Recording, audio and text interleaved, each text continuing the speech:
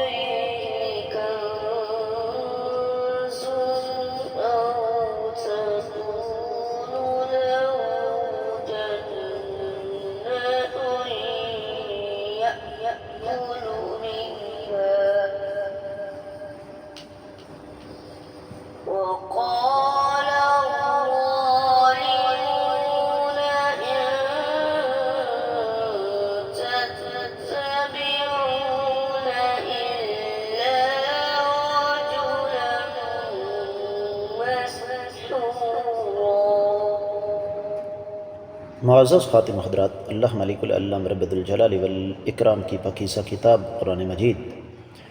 18واں پارہ سورۃ الفرقان، آیت مبارکہ ہے 8ویں۔ پچھلی آیت مبارکہ کا ہی تسلسل ہے منکرین کے اعتراضات۔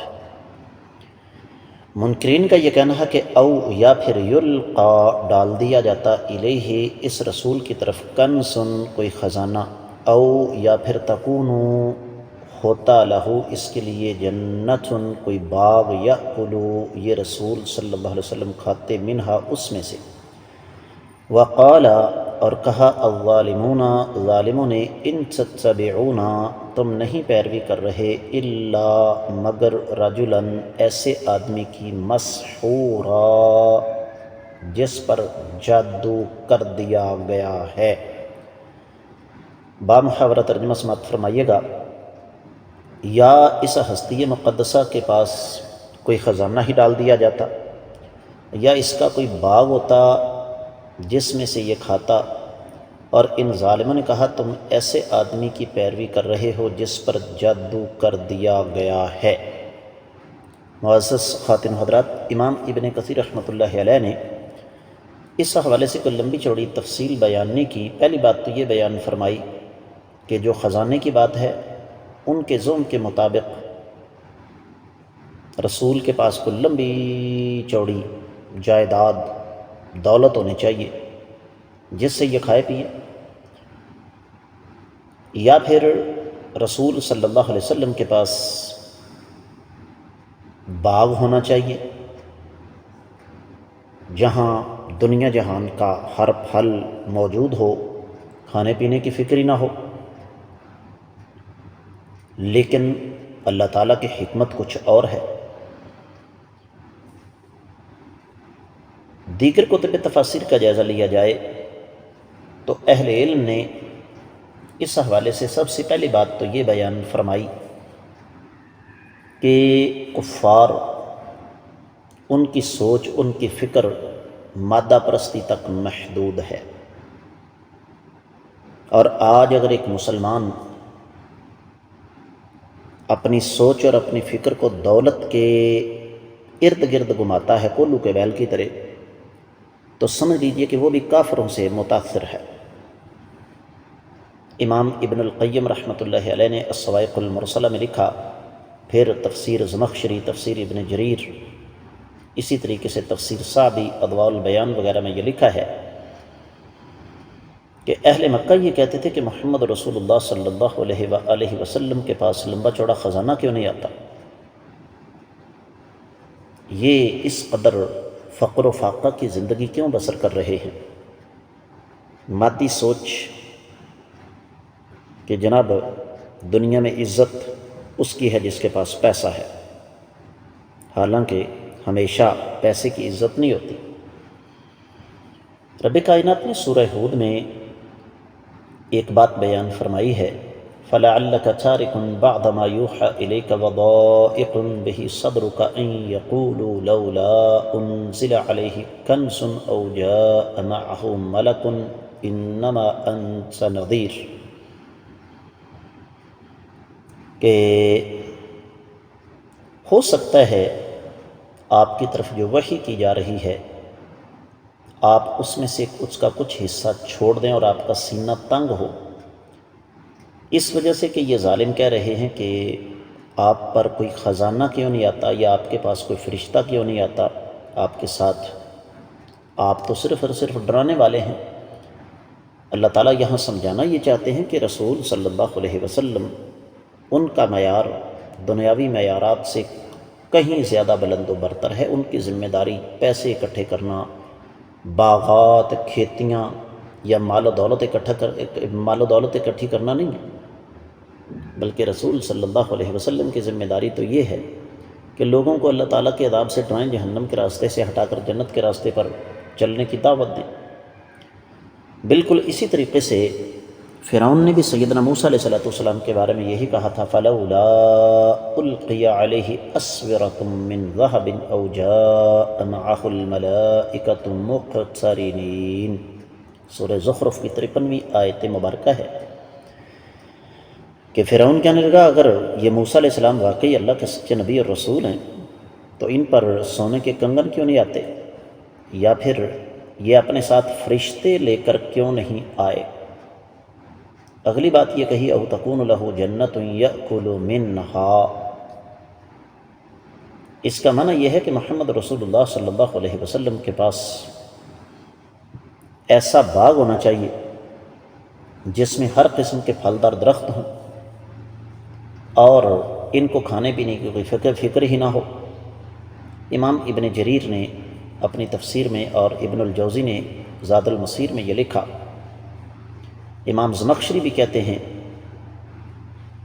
کہ ان کے کہنے کا مطلب یہ تھا کہ رسول وہ ہونا چاہیے جو فرشتے کے مقام پر کھڑا ہو، کھانے پینے سے بے نیاز، کسب معاش سے بے نیاز، خزانوں کا مالک، لمبی چوڑی جائیداد اور دولت کا مالک، کہ اس کو کسی قسم کی کوئی ضرورت، کوئی حاجت نہ رہے۔ پیچھے سورۃ الاسراء یا بنی اسرائیل گزری ہے، اس کی 2 آیات مبارکات 90 اور 91، وَقَالُوا لَن نُؤْمِنَ لَكَ حَتَّى تَفْجُرَ لَنَا مِنَ الْأَرْضِ يَنبُوعًا أَوْ تَكُونَ لَكَ جَنَّةٌ مِّن نَخِيلٍ وَعِنَبٍ فَتُفَجِّرَ الْأَنْهَارَ خِلَالَهَا تَفْجِيرًا، یہ ظالم کہنے لگے ہم آپ پر ہرگز ایمان نہیں لائیں گے یہاں تک کہ آپ زمین سے کوئی چشمہ، کوئی خزانہ نہ نکالیں ہمارے لیے، یا پھر آپ کا کوئی باغ ہو، کھجوریں ہوں، انگور ہوں، وہاں سے چشمے پھوٹ رہے ہوں۔ تو کہنے لگے وقال الظالمون، ظالم کہنے لگے ان تتبعون الا رجلا مسحورا، مشرکین کا یہ کہنا ہے، صحابہ کرام رضوان اللہ علیہم اجمعین جو کہ آقا علیہ السلام کی پیروی کرتے تھے، ان کو یہ کہہ رہے ہیں کہ تم تو ایک ایسے آدمی کی پیروی کر رہے ہو جس پر جادو کے زور سے اس کو مسحور کر دیا گیا ہے، اس پر جادو کا اثر ہے۔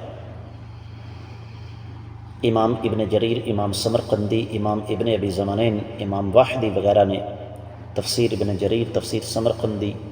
تفسیر الوسیط وغیرہ میں اس کی تفصیل کے ساتھ پورے حالات کو بیان کیا ہے کہ اے لوگو تم محمد رسول اللہ صلی اللہ علیہ وسلم کی جو پیروی کر رہے ہو نا، یہ درست نہیں ہے۔ امام بقائی نے نظم الدرر میں بھی اس پر کافی تفصیل سے روشنی ڈالی، امام مکی نے الہدایہ الی بلوغ النہایہ میں کافی تفصیل اس کی بیان کی۔ ان کے کہنے کا مطلب یہ تھا کہ محمد رسول اللہ صلی اللہ علیہ وسلم نعوذ باللہ نعوذ باللہ نعوذ باللہ اللہ کے رسول وغیرہ نہیں ہیں، بلکہ ان پر جادو کیا گیا ہے اور جادو کے اثر سے ان کا یہ حال ہو چکا ہے۔ بات کو اختتام کی طرف لے کر جاتے ہیں۔ اہل علم یہ فرماتے ہیں کہ ہر دور میں لوگوں کے نزدیک رسول کم از کم ایسا ہونا چاہیے جو انسانی حاجات سے ماورا ہو۔ مثلا کہ رسول جو ہے صلی اللہ علیہ وسلم وہ کھانے پینے سے بے نیاز ہوں، اور پھر ان کی مدد کے لیے فرشتہ ان کے ساتھ ہو، یہ خود کچھ نہ کہیں، اور پھر ان کو حصول رزق کی کوئی فکر نہ ہو۔ چوتھی چیز یہ ہے کہ ان پر آسمان سے خزانہ اترنا چاہیے، یا پھر کم از کم ان کے پاس کو 200-400 ایکڑ کا باغ ہونا چاہیے جس میں اتنا کچھ اگ رہا ہو کہ یہ بے نیاز ہو جائیں۔ یا پھر آخری بات یہ ہے کہ ان پر جادو کیا گیا ہے۔ اب اس کا جواب کیا ہے، یہ تو خیر آنے والے سبق کا موضوع ہے۔ رب کائنات نے بذات خود اس کا جواب ارشاد فرمایا، جو انشاءاللہ آنے والی آیت مبارکہ کی صورت میں ہمارے سامنے ہوگا۔ یہاں پر بات کو اختتام کی طرف لے کر جاتے ہیں، اور میں اس سے پہلے بھی آپ کو سمجھا چکا ہوں، ابھی پھر دوبارہ آپ کی خدمت میں یہ بات عرض کر دینا چاہتا ہوں کہ نبوت اور رسالت کا تصور جو انسان نے اپنے دل و دماغ میں بٹھایا ہوا ہے نا، شریعت اس کے بالکل برعکس چلتی ہے۔ شریعت کہتی ہے کہ تم اس بات کو چھوڑو کہ رسول صلی اللہ علیہ وآلہ وسلم کا قصب معاش کا سلسلہ ہے یا نہیں، ان کے پاس سیم و زر کے خزانے ہیں یا نہیں، ان پر ان کے ساتھ فرشتہ تبلیغی میدان میں اترتا ہے کہ نہیں۔ لیکن ہر دور میں لوگ یہی سوچ رکھتے رہے، جس طرح کہ ہم آج کی بات کرتے ہیں، کہ لوگوں کو اس بات کی فکر نہیں کہ ہم نے قیامت کی تیاری کیا کی ہے۔ لوگوں کو اس بات کی فکر ہے کہ فلاں نشانی دار ہوگی قیامت آنے والی ہے، فلاں نشانی دار ہوگی قیامت آنے والی ہے۔ بالکل اسی طریقے سے آج مسلمانوں کی اکثریت کو بھی اس بات کی فکر نہیں کہ کائنات کے امام صلی اللہ علیہ وسلم پیغام لے کر آئے، کیا لے کر آئے۔ کفار مکہ کا بھی یہی سلسلہ تھا، بلکہ اس بات کی فکر ہے کہ رسول صلی اللہ علیہ وسلم کے معجزات کیا ہیں، ان کے پاس کوئی انسانی عقل کو ورطہ حیرت میں مبتلا کرنے والی کوئی چیز ہے یا نہیں۔ تو یہ سلسلہ اس دور میں بھی تھا، آج بھی چل رہا ہے۔ باقی جیسے میں نے آپ کی خدمت میں عرض کیا کہ ان کے اعتراضات کا جواب وہ رب کائنات نے خود دیا ہے، وہ انشاءاللہ آنے والے سبق میں آئے گا۔ آج کے سبق سے اجازت دیجیے۔ السلام علیکم ورحمۃ اللہ وبرکاتہ۔